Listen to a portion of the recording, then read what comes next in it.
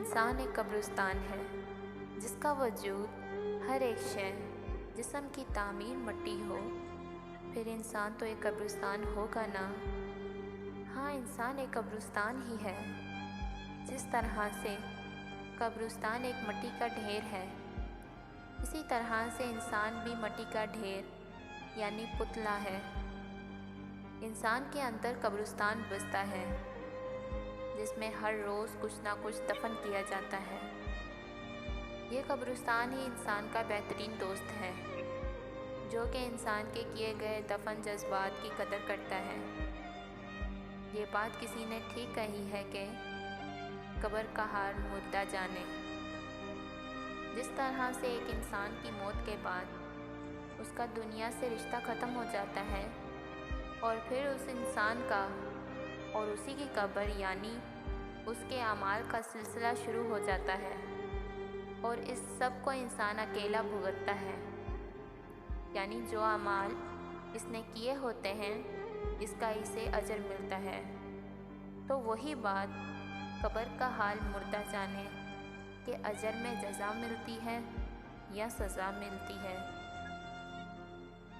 اسی طرح سے انسان جو کہ ایک قبرستان ہے جس کے اندر نہ جانے کیا کیا سرمایہ چھپا ہوتا ہے، جو کہ کوئی دوسرا جاننے کی کوشش بھی کرے تو وہ دوسرا انسان زندگی میں اپنے اندر دفن کیے گئے خدشات، جذبات، احساسات، قربانیاں بیان کر کے بھی وہ محسوس نہیں کروا سکتا جو وہ خود محسوس کرتا ہے۔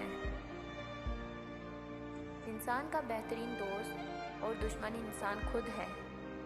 جب محبت کرنے پر آتا ہے اپنے آپ سے تو کوئی حد باقی نہیں رہنے دیتا، اور اسی طرح سے اگر نفرت کرنے پر آ جائے تو اپنے آپ کو جلا کر اپنی نفرت اور بدگمانیوں سے راکھ کر دیتا ہے۔ انسان بہترین دوست ہونے کی مثال کچھ اس طرح سے ہے کہ جب ریت ٹھنڈی ہوتی ہے تو اس جیسی ٹھنڈک دینے والی چیز کوئی نہیں، اور جب ریت گرم تپش دیتی ہے تو اس سے بری جلا دینے والی چیز کوئی نہیں۔ انسانوں کو ان کی زندگی کا ایک صفحہ پڑھ کر جس طرح ان پر پوری کتاب نہیں لکھی جا سکتی، اسی طرح سے کسی انسان کو ہم اچھا یا برا کہنے کا حق نہیں رکھتے، کیونکہ ہم نہیں جانتے کہ کون اپنے اندر کیا کیا دفن کیے ہوا ہے اور کیا کیا دفن کر چکا ہے اور کیسی جنگ لڑ رہا ہے۔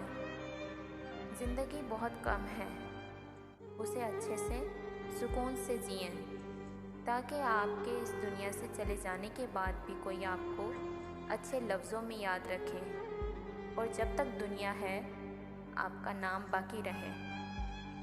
انسان کبھی کبھی خود سے مخاطب ہو کر کچھ اس طرح کہتا ہے، کوئی میرے دل یعنی قبرستان دا حال نہ جانے اور ربا۔